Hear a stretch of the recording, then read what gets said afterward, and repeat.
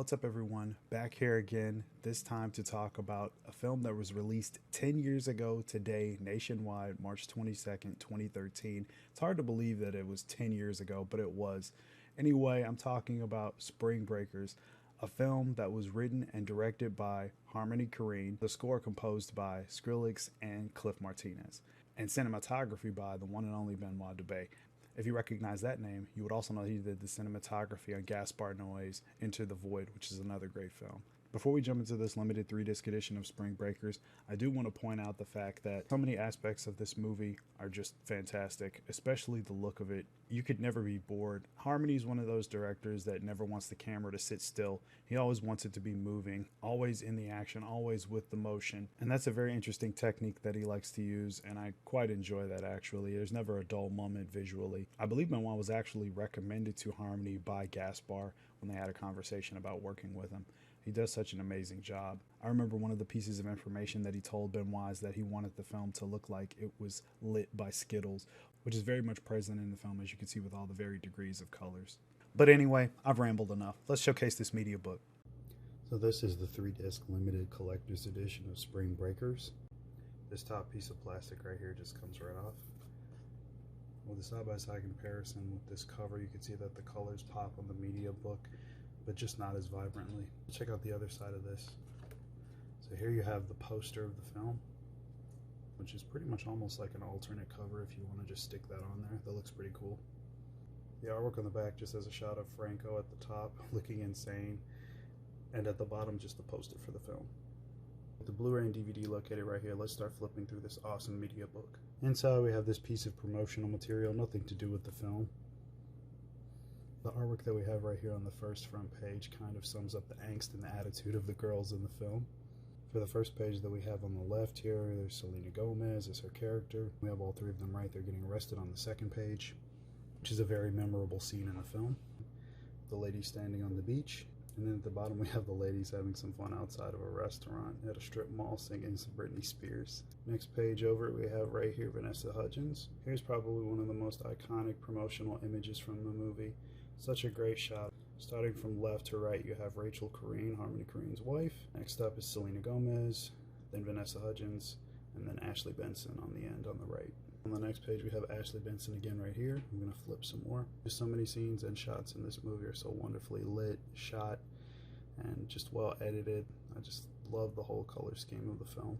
Rachel Korine right here on this page.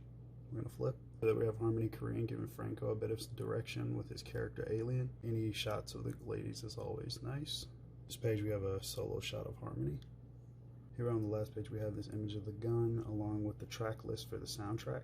There's our CD soundtrack right there, featuring some fantastic music by Skrillex and Cliff Martinez. And I love this image on the left right here. It's sort of a compilation, if you will, of all the items that they came into contact with over their spring break. Yeah, it's just a great image.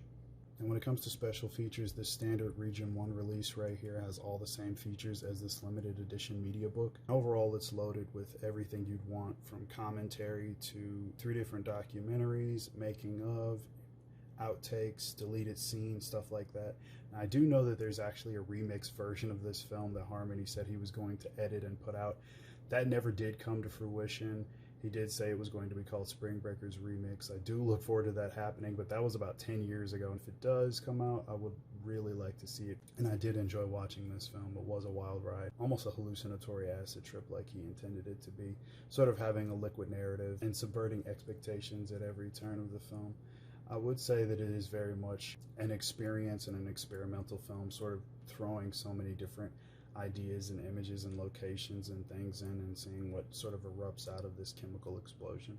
The cinematography by Benoit Dubé is really excellent. It has such a great dreamlike quality to it.